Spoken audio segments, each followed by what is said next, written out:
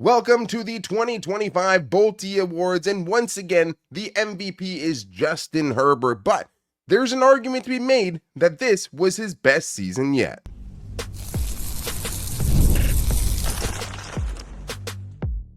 You are Locked On Chargers, your daily podcast on the Los Angeles Chargers. Part of the Locked On Podcast Network, your team every day. What is up, and welcome into the Locked On Chargers podcast. I'm your host, Daniel Wade, joined as always by my co-host, David Droegemeier, who is dressed for the occasion, but we have been covering the Chargers now for 9 seasons together, but this is our 7th year as the host of the Locked On Chargers podcast, bringing you your team every day. Thank you to the everydayers out there, as always, for making us your first listen. To make sure that you never miss the show, go subscribe or follow for free on the Locked On Chargers YouTube channel and listen wherever you get your podcast from. David, what do we got today? Ladies and gentlemen, it is the 2025 Boltys, and all of the stars are out. Derwin James, Justin Herbert, Jim Harbaugh. We're going to be talking about all of the biggest awards, your offensive rookie of the year, defense rookie of the year, and a lot more. Yeah, so many awards to go out, and I'm glad that we have today, after not doing the Boltys last year because of the Jim Harbaugh hoopla, to recognize all the players who made, now that we can look back on a very good 2024 season. But today's episode is Crossover Thursday. Normally it's presented by PrizePicks. Download that, use the code LOCKEDONNFL to win $50 instantly when you play $5. David, as always, you have to start with the MVP award, and although the season didn't end the way that you would have wanted it for him, I think it's important not to forget how good of a season he was having and how good of a regular season that this guy had, because the MVP award for the 2025 Boltys goes to Justin Herbert. No surprise there. We said it at the beginning, but I do think it is important that we recognize the season that he had, because I know it didn't end the way that we wanted it to. At the same time, I think when you see what he was able to do in 2024, it gives you hope that, hey, obviously a bad playoff game, but this is definitely a guy who can play much better, and showed you he was one of the best quarterbacks in the league in 2024. What do you know? Justin Herbert learning a whole nother offense with a new offensive coordinator, a new head coach, a new general manager, and a list of receivers and weapons, quote unquote, that he was working with in this season to be able to put up the numbers that he did was incredibly impressive. 3,870 passing yards, 23 passing touchdowns, only 3 interceptions, and that is the best mark in the NFL as far as interceptions on the season. 69 rushes for 306 yards, 4.4 yards per rush, and a couple of rushing touchdowns. But here's the good part. 7.7 yards per attempt, his highest of his entire career.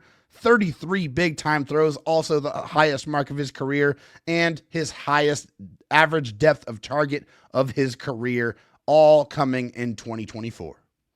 Yeah, and that's the thing, is if you're looking at Justin Herbert and just the raw totals and the counting stats and things like that, I mean, if you'd ask Emmanuel Acho, I guess he'd say it's his best season ever, because he also won more games than he's ever won, right? And we talk about it all the time at quarterbacks. It's not, wins aren't a quarterback stat or anything like that, but I think you saw it this year when they relied on him less, and he still was there to make all the big plays when they needed him to. And I think the stats that he put up are super impressive, especially considering he didn't have a 200-yard passing game until week 6. Like, they really, really kind of put a governor on this offense. He also got hurt and missed half a game against the Steelers, so or against the Chiefs. So, I mean, there's that part of it too. So, like, you can't really tell what he would have done. But I do think there's an argument to be made, at least from an efficiency standpoint, that this was his best season. I know he had 40-plus touchdowns overall total in 2021. He put up 5,000 passing yards. But he threw the ball so much less this season. Early, it did seem like they wanted him to be a game manager, but once they started allowing him to let it rip, he did that, and he still wasn't turning the ball over. Like you said, best interception percentage in the league, lowest amount of interceptions in the league by any starting quarterback, 4th in offensive grade overall in the NFL per PFF, behind only Josh Allen, Lamar Jackson, and Joe Burrow. 3rd highest passing grade, only behind Lamar Jackson and Joe Burrow. 2 separate 3-game stretches with a passer rating of 110 plus. Like I said, when you look at what he was able to do this season, especially based on the passing attempts, like you said, the highest yards per attempt that he's ever had in a season. He also had the highest passer rating that he's ever had over the course of a season, the first time over 100 in his career. And then you combine the fact that going into the season, there were several outlets putting out that Justin Herbert had the worst group of skill position players in the NFL. A lot of the different places putting those things out had them and the New England Patriots right together. So putting this kind of offensive supporting cast on his back the way that he did, David, I do think there actually is an argument that this was his best season, especially when you can also factor in that he had the second most passes dropped by his receivers in the league with 28, and that probably changes a lot of those numbers. But it was a really, really impressive year. It really was. I mean, when you consider the injuries that he fought through, starting in the very beginning before the season even started with the plantar fascia injury, and then spraining one of his ankles, spraining another one of his ankles, and still not starting missing every game. A game. Yeah. Not missing Crazy. a game. So you just can't question his toughness, his heart, how much he cares. Like, yeah, he has the big money contract, but he's never changed. He's never, been a different version of Justin Herbert. He's been himself. Actually, I think we've seen more of Justin Herbert this year with Jim Harbaugh kind of bringing that out of him. But I think what he was able to do this year with the weapons that he had, or the weapons that he had, and with the weapons that he lost, I think is really, really impressive. It was. And I think that it just doesn't feel that way. And I think it's important for us to kind of reflect on what that regular season was. And also still acknowledge, yeah, it has to be much better in the playoffs. He had his worst game of the season, one of, if not the worst games of his career, in the biggest game.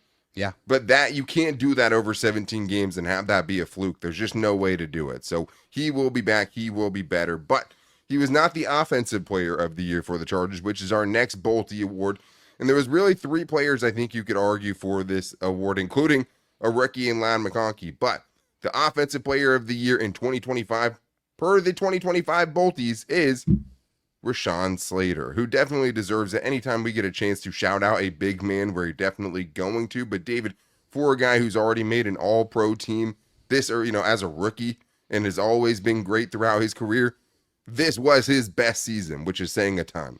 And it should have been another all-pro season, too. I mean, it's an absolute travesty that he did not earn all-pro nods, considering what he was able to do here. A 91.1 overall grade, 90.4 pass block grade, and 82.8 run block grade. That right there is almost as even as it gets. That's dominant in every facet of the game. Asking him to run block, he's destroying people in front of him. Pass block, even better. 22 pressures and only 3 sacks allowed in 547 pass blocking snaps.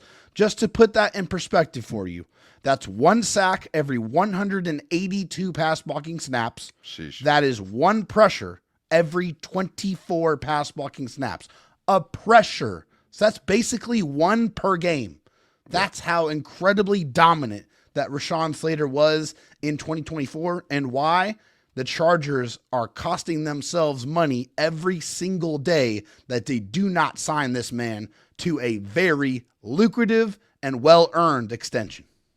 Yeah, I still believe an extension will get done. He's heading into the final year of his contract, his 5th-year option. And yeah, to kind of bolster your point a little bit, there are only 2 players that ranked in the top 5 in pass blocking and run blocking grade at tackle this season. It was Rashawn Slater and it was Jordan Mailata. That was it.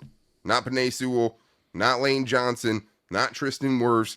None of those guys were able to have as well-rounded of a game as Rashawn Slater. And I think that is what we've always known about him, is there's just no weaknesses. There's no chinks in the armor. There's no one way you can consistently beat him. And I thought that he really had his signature moment in the second game against the Broncos when Nick Bonito was getting Defensive Player of the Year award hype.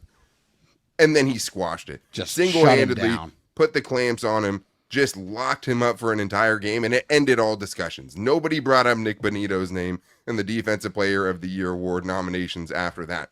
It was done. Scrapped. It was finito, and it was Rashawn Slater that ended up ending that bid for him. Clamps. So, to be as good of a run blocker and pass blocker as he is, to have an even better pass blocking season than he's ever had when he's been great every time he's ever stepped on the field for the Chargers, and also rumors that he almost shut his season down in week 3 because he injured his pectoral and had to miss 1 game and played through it the rest of the year. What can you say about Rashawn Slater? Definitely wanted, offensive player of the year. Offensive linemen aren't getting mentioned in that many times, but Rashawn Slater absolutely earned it for this team. But there's also no question about who the defensive player of the year should go to, and that's because Derwin James is all the way back, and we're getting into that coming up right after this. First, though, I need to tell you that this is a message from Intuit TurboTax, our sponsor. Taxes was waiting and wondering and worrying if you were going to get any money back, and then waiting, wondering, and worrying some more. Now Taxes is matching with TurboTax expert who can do your taxes as soon as today. An expert who gives your taxes their undivided attention as they work on your return while you get real-time updates on their progress so you can focus on your day. An expert who will find every deduction possible and file every form, file every investment, everything with 100% accuracy, also you can get the most money back guaranteed. No waiting, no wondering, no worries. Now this is Taxes. Get an expert now on TurboTax.com. Only available with TurboTax Live full service, real-time updates only in iOS mobile app. See guaranteed details at TurboTax.com/guarantees. David, we have more Bolty Awards to give out, and we have to get into the Defensive Player of the Year for the Chargers. And this is one I think you could argue for a couple of different players, but for me, it was very clear who it should be, and that's why the 2025 Bolty Award for Defensive Player of the Year goes to none other than Derwin James. And it's so nice to bestow this upon him again. I mean, last year it was definitely would have been Khalil Mack, right? 17 sacks. Derwin James took over that mantle again in 2024 as the Chargers' best defensive player. He looked like the All-Pro we saw him to be already, including making another All-Pro team. We didn't necessarily expect it to be an All-Pro slot corners where he actually made it, but still, All-Pro was absolutely deserved. He returned to the ranks of one of the best safeties in the league, and kind of like Rashawn Slater, such a well-rounded game. As long as we've watched Derwin James, it's always been about him filling up the stat sheet, and that's exactly what it was because he was great in every area, every facet as a defender in 2024. He sure was, and unfortunately last year he had a bad director, and you know, Derwin James is a superstar. He is a star of any movie. Unfortunately, the director that was there last year was not focusing and featuring him the right way. Enter a new director, Jesse Minter, and his goal was to try to restore Derwin James to the blockbuster, to the superstardom, and he absolutely did just that. Derwin James was a second-team All-Pro in 2024, and that's definitely thanks in large part to Jesse Minter and how he was able to put him in the right places at the right times. 93 tackles, 10 tackles for loss.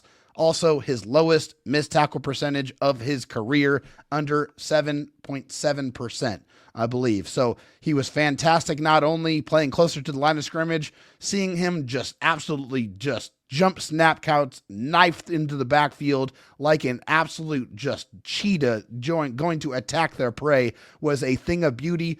The way he and Daiyan absolutely strapped up tight ends was a just beautiful thing to watch. His performance all around was back to the Derwin James that we all know and love, which is one of the best safeties in the National Football League. Yeah, there's no question about it. And like you said, I mean, 5.5 sacks is crazy. Most sacks by any safety in the league, any defensive back in the league. 5th in pass rush win rate of anyone that had at least 20 pass rushing snaps. 4th in run defense grade, as with anyone at least 100 run defense snaps. 2nd lowest in missed tackle percentage against the run. He only missed 4.3% of his tackles against the run of everyone with 200 run defense snaps. Also brought the boom, right? Like, yeah, he did. The amount of running backs he blew up in pass protection. I think Daniel Bopper put out a tweet at one point and said, every week Derwin James is going to test how much your running back loves football. And he was absolutely right about that. And I think one of the most impressive things for me, he didn't get timid after his suspension, right? Yeah, he got suspended early in the year, missed a game, and it was very clear because it was a pretty nothing hit against the Steelers. Stupid. To the point where Pat Freiermuth is pleading to the league that they don't suspend him, right? Yeah. Like, and he got suspended for it, and he still came back and was still one of those players who is just a tone setter. You don't see very many of them left in the NFL. He's an old school player. He still brought the boom, and Jesse Minter did what he said he would do. Return Derwin James to the prestige where his name belongs, because there were many people that thought Derwin James would never get back to this. There were many people who thought his contract would go down as one of the worst in the league because of how he played in the first couple of seasons of it. Now he's living up to that contract, and I mean, I think it's just so great because we knew he was always the face and the vocal leader of this team. And now he's performing like that as well. And I can't wait to see what he does in year 2 under Jesse Minter. But hallelujah. Let's talk about the rookies, David, because it's time to get into our rookies of the year, starting with the offensive rookie of the year with 2 candidates, right? Ladd McConkey or Joe Alt. And the 2025 Bolty Award for Rookie of the Year offensively goes to Ladd McConkey, who absolutely deserves it, right? It's close. I think you could say, hey, the playoff game could be the deciding factor just because Joe Alt had such a tough game. And Ladd McConkey had 197 yards, which is the 3rd most in a playoff debut ever, the most ever by a rookie, the 11th most in a playoff game of any player who's ever strapped it up in the playoffs. But unreal. David, Ladd McConkey, like I said, he could easily be the offensive player of the year for this team. What he was able to do as a rookie was special, and he put up wide receiver 1 numbers and an offense that didn't even throw the ball that much. That's very, very true. And shout out to Joe Alt, who had a fantastic rookie season and was everything that we all expected him and wanted him to be with the 5th overall pick. Lived up to the hype. Very much lived up to the hype. So credit where credit is due. He's going to be a fantastic player for a very, very long time. But I don't think anybody, and I mean anybody, expected Ladd McConkey to come in here and be as absolutely dominant as he was. 82 receptions on 110 targets, 1,149 yards and 7 touchdowns, which, need I remind you, broke Keenan Allen's record for the most receiving yards by a rookie receiver in Chargers history. And catches. And most catches. So just to put that out there, he had the 7th highest passer rating when targeted among anybody, not just rookie receivers, among anybody in the NFL at 125.2. That just means Ladd McConkey was getting open a lot, and he was making it very friendly for Justin Herbert to throw him the football. And as I already documented, he did it a lot. Yeah, and not only that, David, he had such big shoes to fill because the Chargers traded Keenan Allen in the offseason. They released Mike Williams. They didn't re-sign Gerald Everett, and they let Austin Eckler walk as well. But all Ladd McConkey did is put up more receiving yards than Keenan Allen, Mike Williams, and Gerald Everett combined in 2024. That's insane. But I thought it was really impressive what he was able to do once they really started making him the focal point of the offense, because it wasn't like that all season. From week 8 on and through the wild card game, 67 catches, 1,081 yards, 6 touchdowns at 16.1 yards per catch. That means the last 10 games of his season, or the last 11 games of his season, he averaged 98 yards per game and more than half a touchdown per game. That's really what you should focus on. Obviously, he went nuts in the playoff game. But let's get to the defensive player of the year, because this one was kind of a rookie of the year, because this one was a 2-man race as well. Cam Hart versus Tarheeb still, but the 2025 Bolty Ford defensive rookie of the year goes to Tarheeb Still, a.k.a. Tarheeb Steele, as David, I'm sure, was about to say. David, you get 4 interceptions, which is the most a Chargers rookie has had since 1983. You're getting the defensive rookie of the year honors. Tarheeb Still was so fun to watch. And when the Chargers drafted him, I was like, all right, awesome. They got a corner that can actually tackle and make some physical tackles and has some ball skills. We'll see if it translates. Well, it definitely translated. 4 interceptions, including a pick 6, which was really, really fun to watch. Won him a game, yeah. Was it? I mean, incredible game there in Atlanta. 47 receptions allowed, a reception percentage allowed of only 64.4% to go along with 14 stops as well. So Tarheeb Still, for a 5th round pick, coming in here and getting your team 4 interceptions when nobody expected you to have to start. You came in and you provided that type of season. Absolutely deserved defensive rookie of the year. And it's crazy, man, because he didn't start the whole season. Like we talked about it with Tony Jefferson yesterday. If you didn't see that, it was a great interview. But he was so awesome. And he didn't even, how many picks would he have put up if he had started week 1? Who knows? And Cam Hart definitely deserves a mention because both those guys were so good, and it changes the total complexion of what that cornerback room looks like going forward, and you feel so much better about it. But for Asante Samuel Jr., a dude who might walk in free agency, probably likely to walk in free agency, to be known as a ball hawk, he has 6 picks in 3+ seasons. Tarheeb still has 4 and 1. There are a lot to clean up, but that's the thing, is because the tackling didn't always translate, right? Because I know you said, hey, did it translate? Yeah. He has the ability. He has to clean it up. he took some big time risks that turned into big plays for the other team. High risk, high reward, right? But that's what kind of player he is to a certain extent. But you also can see, hey, if he cleans some of that stuff up, obviously you can't really take away the instincts. You don't want him to be less aggressive. But if he can be a little bit more sound in the way he does it and kind of just secure things, make better decisions at times, make more secure tackles, he could be one of the best corners in the entire league, which is insane for a 5th-round pick. And you have 2 5th-round starting cornerbacks you got in that last draft. Shout out to Joe Ortiz. To Chef Ortiz, as they call him. But we still have more Bolty Awards to get into, including the Breakout Player of the Year, the Comeback Player of the Year, and the Best Free Agent Edition, and more on today's Locked On Chargers podcast. First, I need to tell you guys about Game Time, because if you need tickets to any kind of event, whether it's sports, music, comedy, or whatever it is, you need to go to Game Time to get those tickets. David just attended a playoff game with his Game Time tickets, and playoff games and the experiences you get from that. I have the first playoff game I ever went to ticket in my background that's up in my studio as well with my dad. One of the best memories ever. And the other great thing about Game Time is if you ever think something's sold out, make sure you check Game Time. I mean, there's still field level tickets to the Super Bowl on Game Time right now. And if you look at Game Time picks, which just gives you the best options and takes out all of the kind of guesswork that you would need going through thousands of tickets, you can go to the Game Time picks and find all of the best deals. But I always check Game Time because they also have the Game Time guarantee, meaning if you find if you're going to a game and you find the same ticket somewhere else in the same section in row for less, they will match you 110% of the difference. So take the guesswork out of buying tickets with Game Time. Download the Game Time app, create an account, and use the code LOCKEDONNFL for $20 off your first purchase. Terms apply. Again, create an account, redeem the code LOCKEDONNFL for $20 off. Download Game Time today. Last minute tickets, lowest price, guaranteed.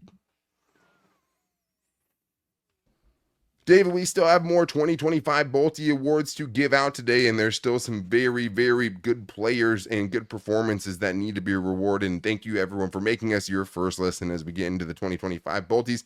If you need a second listen, make sure to check out the new slate at Locked On NFL, where they have 2 shows a day, bringing on the guests that cover their teams every single day. Tyler the Madman Rowan and my guy Tony Wiggins as well on YouTube and wherever you get your podcast from.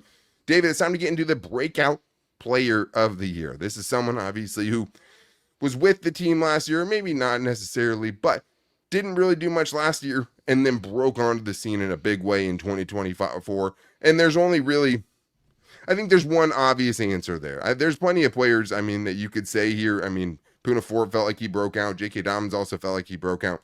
But the Breakout Player of the Year in 2025 for the Bolty Awards is Daiyan Henley. And he's someone we had to recognize today, David, because the Chargers went from having a huge question mark in their linebacker room and Daiyan Henley, who played 50 snaps as a rookie, not knowing what you're going to get from him. And I think he already turned into one of the most well-rounded linebackers in the league. And he did it all with a torn up shoulder pretty much the entire season. He went from 50 snaps to 998 snaps, almost 1,000 snaps. That is absolutely insane for him. 147 tackles, just a machine all over the football field. 7 tackles for loss, 47 stops to go along with it, 8 passes defensed, 6 pass breakups, an interception, 13 pressures, and a sack. Daiyan was all over the football field, stuff in the stat sheet like we knew he was capable of doing. And I think this just gets you really, really excited for what type of career that Daiyan Henley can provide for the Chargers. I mean, it was the best linebacker performance I've seen from this team in a long time. I can't even know. I wouldn't even know who I would put up against the season that he just had. And I think it was especially special what he was able to do in coverage. I think he's already become one of the best coverage linebackers in the league. Out of 64 linebackers with at least 500 snaps, he ranked 5th in coverage grade, 1st in pass breakups, 8th in receiving percentage, 7th in passer rating allowed, and 3rd in forced incompletion percentage. He was 8th in the NFL in total tackles. He also added 13 pressures and a sack. I think his pass rush can actually even improve. Definitely. That's the crazy thing about Daiyan Henley is he's probably going to get better, right? And I think the missed tackle percentage probably has a lot to do with the torn up shoulder as well. So I think that number is going to come way down because he's always been a very sound tackler. And I think that's probably the biggest reason why. But Daiyan Henley, a special season, and like I said, already one of the most well-rounded linebackers in the league. And now the Chargers have a defensive impact player at the linebacker position, something we fiend for many years and needed, and they found it linebacker, man, with Daiyan Henley. But it's time to get to the comeback player of the year, and it's unclear whether this guy is going to win it in the NFL this year, but it is very clear that the 2025 Bolty Award for the comeback player of the year goes to J.K. Dobbins. Maybe we would use this on a Chargers player who came back and was here again on the Chargers. Derwin James probably could fit into that too, right, as far as just the performances. But J.K. Dobbins, man, the perseverance that this dude showed to have this season that he had this year. I mean, he had the highest yards per carry by any Chargers running back with at least 100 carries since 2020, right? 13 games, 905 yards, 4.6 yards per carry, 9 touchdowns, 15th and 20-plus yard runs, 5th and 40-plus yard runs, and he only played in 13 games. To do what he was able to do, and he's up for the NFL Comeback Player of the Year, and we'll see if he can win it. But to have this season, David, for a dude who missed so many games, missed all of one season, got hurt in the first game of another season, what a special year for J.K. Dobbins, who went from basically a minimum player who nobody wanted to take a chance on at the beginning of the offseason to one of the better running backs in the league again. Torn up hamstrings, torn up knees, torn up Achilles. Injuries that would end a lot of lesser men's careers, not J.K. Dobbins. He was not going to be deterred. Didn't matter that he lost 2 seasons out of his career. He still came back and had a chip on his shoulder to prove that he is healthy and he can be an impact player. And it's quite simple. If J.K. Dobbins wasn't on the field, the Chargers didn't really have any semblance of a running game. That's really just goes to show you how valuable he was to this Chargers offense this season. He absolutely should win the NFL Comeback Player of the Year, and he's definitely winning the Bolty Comeback Player of the Year. He has to, man. I mean, he was on pace for, if he had played a 17-game season, 1,183 rushing yards, which would have been 9th in the NFL, top 10. And he's obviously one of the highest priorities to re-sign of any of their incoming free agents. But to prove your point just about what he did behind this line and this specific group of run blocking, this run blocking as a team unit, no other running back on the Chargers averaged more than 3.6 yards per carry. But then there's J.K. Dobbins, who has, 4.6, a full yard above everyone else on the team. He was so impressive, man. And, I hope they can bring him back because he's that only guy in that room you feel very certain about is a really, really good player still, and he's still very young. But yeah. Let's get to the best free agent addition of the year for our last 2025 Bolty Award. And this was a big one. You can make the case it is J.K. Dobbins. He could have won this one too, but he already got his awards. That means the 2025 Bolty for the best free agent addition of the year goes to someone who deserves all of the recognition that he's getting today, Poona Ford, the defensive tackle for the Chargers, who was a healthy scratch for half the season last year in Buffalo. Could not make a dent into the rotation in Buffalo. Then comes to the Chargers. In terms of unit, David, we were most scared about one of the worst interior defensive line units in the league per a lot of people, right? And we didn't feel very good about it either. Into a strength for this team and a strength for this defense. Hey, last year he was unemployable. This year, undeniable. Poona Ford had a huge comeback year, tied a career high in sacks, tackles for loss, QB hits, and was the 3rd highest graded interior defensive lineman against the run all season long. If Poona Ford wasn't on the field, the Chargers were having a lot harder time stopping the run. He was a huge impact in that room, and just an unbelievable value. He was putting up stats that a lot of other defensive linemen are getting paid a heck of a lot of money, a lot more money than he earned, and hopefully he gets himself a nice contract this year because he definitely deserved it from his 2024 performance.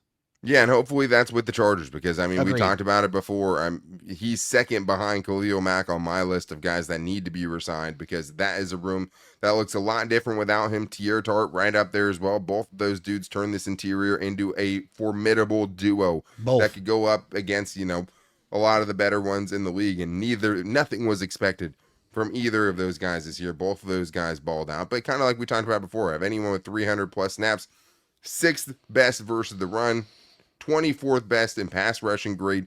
That's awesome. That's another well-rounded player. 5th highest Pro Football Focus grade defensively amongst any NFL defensive tackle. So cool to see him have that year. That's crazy, man. And he was just such a perfect fit for Jesse Minter's defense, an incredibly high football IQ, and sniffed out so many screen passes, right? Yeah, It was he did. awesome. And now, 3 sacks, 23 pressures, 21 defensive stops. It might not seem like groundbreaking numbers, but he didn't play a ton and had a lot less snaps than the guys ahead of him in a lot of those numbers.